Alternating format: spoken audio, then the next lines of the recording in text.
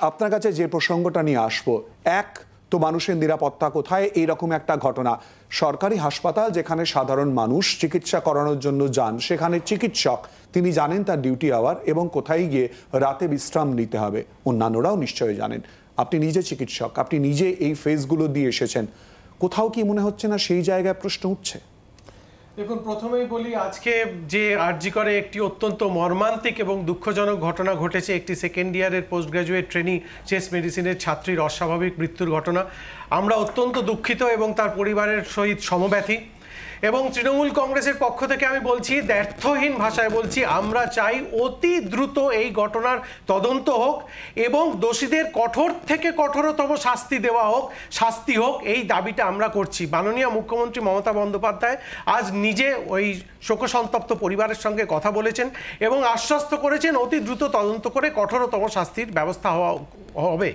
এবার নিরাপত্তার যে প্রশ্নের কথাটা বলা হচ্ছে, এই স্পেসিফিক কেসে নিরাপত্তার কোনো গাফিলতি ছিল কিনা সেটাও নিশ্চিত করেই তদন্ত করে দেখা হোক। এবং যদি কোথাও দেখা যায় যে নিরাপত্তার গাফিলতি ছিল, যার জন্য নিরাপত্তার গাফিলতি ছিল, তারও কঠোর শাস্তি হওয়া উচিত। আরও দুটো কথা আমি বলবো। আরজিকরের মধ্যে, আরজিকর মেডিকেল কলেজ হাসপাতালের মধ্যে একটা পুলিশ আউটপোস্ট আছে। এছাড়াও আরজিকর মেডিকেল কলেজ হাসপাতালে, ফর দ্যাট ম্যাটার সমস্ত বেসরকারি মেডিকেল কলেজ হাসপাতালেও কিন্তু 24 ঘন্টায় নিরাপত্তা রক্ষীরাও পোস্টেড থাকেন।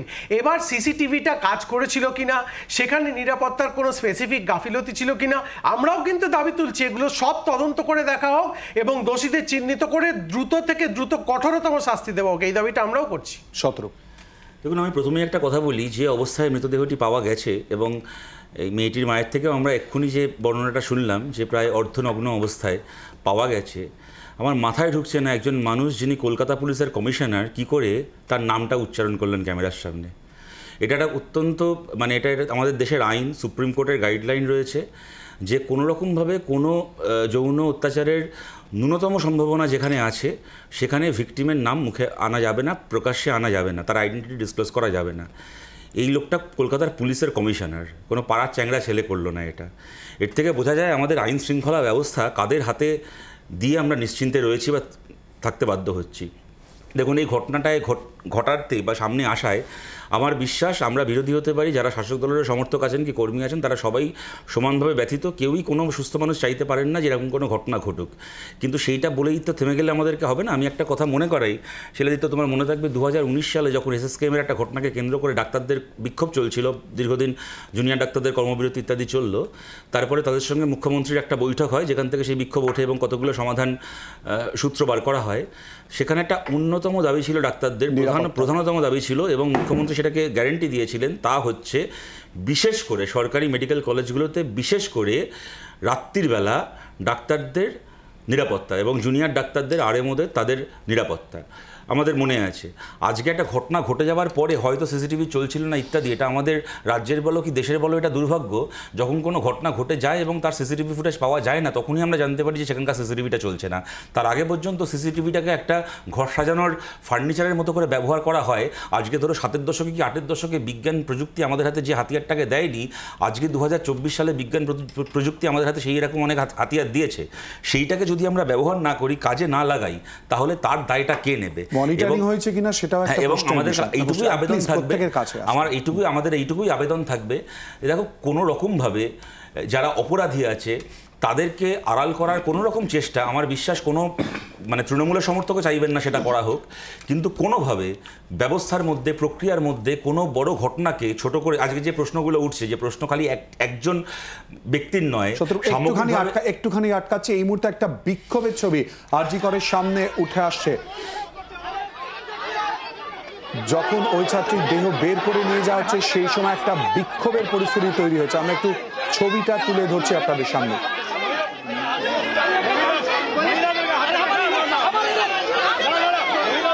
আমরা দেখতে পাচ্ছি মীনাক্ষী মুখোপাধ্যায়, সিপিআইএম নেত্রী, উপস্থিত রয়েছেন এই মুহূর্তে, সেই ছবিও দেখতে পাচ্ছি। পুলিশের সঙ্গে ধস্তাধস্তির ছবিও কিন্তু উঠে আসছে। কিন্তু কেন এই পরিস্থিতি তৈরি হচ্ছে, কি বক্তব্য আমাদের প্রতিনিধি রয়েছে অবশ্যই করে আমরা জানার চেষ্টা করবো। অর্চনাদি, প্রশ্ন যেটা উঠছে এই মুহূর্তে নিরাপত্তার বিষয়, কি বলবেন? দেখুন, আমি ঘটনাস্থল থেকেই আসছি। আপনি গেছিলেন আরজি করে? আমি 2টো থেকেই ছিলাম, আপনারা বাইট ফাইটও দেখেছেন। এতক্ষণ এখানে আসতে দেরি হলো, ওখান থেকেই আসছি। আমি ওখানে প্রথম থেকেই ছিলাম। পুলিশ কর্তাদের কথা বলুন, যাই বলুন, আমি আশ্চর্য হয়ে গেলাম। পুলিশের কমিশনার উনি যখন সেমিনার রুমে বডিটার এক্সামিনেশন করছেন, তখন শাসক দলের এমএলএ এবং অন্যান্য নেতারা তারা সেখানে উপস্থিত, যেটা থাকার কথা নয়। আমি অবশ্য একজন ডাক্তার হিসেবে পারমিশন নিয়ে ঢুকেছিলাম। 2 নম্বর ওখানে আমি পড়াশুনো একটা সময় করেছি কিছুটা। এখানে উনি বললেন, একটি মেয়ে, নামটা ধরেই বললেন, যেটা শতরূপ বলল, উনি বললেন মারা গেছে। উনি বললেন না মেয়েটি ডাক্তার, মেয়েটি একবার নিট ক্লিয়ার করেছে, আবার সেকেন্ডবার ক্লিয়ার করে পোস্ট গ্রাজুয়েশন পেয়েছে, এবং সেখানে সে সেকেন্ড ইয়ারের পিজিটি, এবং সে মেয়েটিকে নগ্ন অবস্থায় শরীরে আঘাতের চিহ্ন সমেত তার মৃত্যু হয়েছে। সে কথা কিন্তু চেপে গেলেন। এটা কমিশনারের কাজ নয়। তা এখান থেকেই আমরা বুঝতে, ওখানকার যে প্রিন্সিপাল কোনো অবস্থাতে কোনো রকম কোঅপারেশনের ধারে কাছে যাচ্ছেন না। প্রথম একদম 2টো 3টে 4টে 5টা 6টা প্রতিটি মোমেন্টে ওটা নোটিস করা যাচ্ছিল। যাই হোক, ঘটনাটা ঘটেছে, একটা পোস্টমর্টম হবে, বডি হ্যান্ডওভার হবে।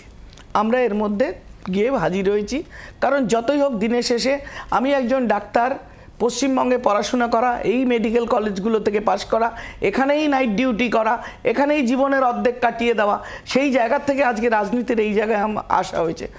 এই দুঃখ, এই ব্যথা, এইগুলো ভাষায় বলতে পারবো না, কিন্তু আমি ছুটেছিলাম, গিয়ে আমি যেটা দেখলাম যে কিছু একটা চাপা দেওয়ার চেষ্টা করা হচ্ছে। কি না, একটা কলেজ, মেডিকেল কলেজের হাসপাতাল, তার 4 তলায় একটা মানুষ যদি তার বাড়ির লোককে দেখতে যায়, তাকে কিন্তু দারোয়ান আটকাবে, তারপর আরেক জায়গায় আটকাবে, সিকিউরিটি চেকিং। সে 4 তলায় উঠতেই পারবে না, লিফটেও উঠতে পারবে না। সেখানে সে উঠলো কী করে? বাইরের লোক নিশ্চয়ই করেনি। 2 নাম্বার, আপনার প্রত্যেকটা জায়গায় সিসিটিভি ক্যামেরায় মোড়া। আপনার পার্টিকুলারলি ওই 4 তলার 4th ফ্লোরে যে জায়গায় সেমিনার রুম ডিপার্টমেন্টের, চেস্ট মেডিসিন ডিপার্টমেন্টের, সেইটা কি করে ওই জায়গার ভেতরে মানলাম আমি সিসিটিভি নেই, বাইরে করিডোরের যে সিসিটিভি সেগুলো অকেজো কী করে? নিশ্চয়ই তদন্ত হচ্ছে, নিশ্চয়ই খতিয়ে দেখা হবে। একটু যদি আমি যেটা আমার পার্সোনাল যে আমার দেখে যে আমার অভিজ্ঞতা সেটা গেল, তারপরে ঠিক বডি নিয়ে গেল আমাদের সামনেই, ওই স্পটটা দেখা হলো যেই সেমিনার রুমে পাওয়া গেছে। তারপরেই বডিটাকে পুলিশের একদম বড় 3-4 জন কর্তা, ডিসি নর্থ, ডিসি সাউথ থেকে শুরু করে সিপি, প্রত্যেকে যেভাবে করে নিয়ে গেলেন মর্চুয়ারিতে শুরু করতে দিল। ঠিক 10 থেকে 12 মিনিটের মধ্যে তারা তড়িঘড়ি করে ভিসারাগুলো আলাদা করে বডি ডিসপোজ অফ করে তারা বার্ন করতে গেলেন। ইন দ্য মিন টাইম আমরা পৌঁছে গেছিলাম। আমাদের কৌস্তব একজন অ্যাডভোকেট আছেন, উনি কিন্তু আপনার এই তথ্য আমাদের কাছে কোথাও নেই, এই তথ্য আপনি দিচ্ছেন, আপনি বলছেন, আমি সেটাই বলছি। এই দায় আপনার। আমাকে একটু আমরা চিফ জাস্টিসের কাছে আমাদের একটা স্পেশাল করে এই বডিটার সেকেন্ড পোস্টমর্টমের প্রেয়ার করা হলো। আপনি বিশ্বাস করবেন না, আমি যেটা নিজের চোখে দেখলাম, যে কিছুক্ষণের মধ্যেই বডিটাকে ঢুকিয়ে নিয়ে ভেতরে গিয়ে আবার নতুন করে কাগজপত্র তৈরি করা শুরু হলো। What is this? আজকে পশ্চিমবঙ্গের মহিলা, পশ্চিমবঙ্গের মাননীয় মুখ্যমন্ত্রী তিনি দুঃখ প্রকাশ করেছেন, কিন্তু এই যে মা বলল আমার মেয়েকে, এত ভালো মেয়ে হয় না। সত্যি যে মেয়েটা 2টো নিট ক্লিয়ার করে তার মতো মেধাবী মেয়ে হয় না, তার জীবনটা উৎসর্গীকৃত। আজকে তার বাবা মার একমাত্র সন্তান, তার বিশাল কেরিয়ার শুরুতেই শেষ হয়ে গেল। এই যে হলো, এর জন্য দায়ী কে? এর জন্য সিস্টেম দায়ী না। এই আরজি কর 100 বছরের পুরনো হাসপাতাল, আমাদের মতো হাজার হাজার ডাক্তার তৈরি হয়েছে, তাহলে এর জন্য দায়ী কে? এর জন্য কি আপনার অ্যাডমিনিস্ট্রেশনের ওদের তদারকি বা তাদের দেখাশোনা দেখভাল করা দায়ী? দায়ী না, দায়ী হলো রাজনীতিকরণ। বাংলার আওয়াজ, বাঙালির আবেগ, জি 24 ঘন্টা।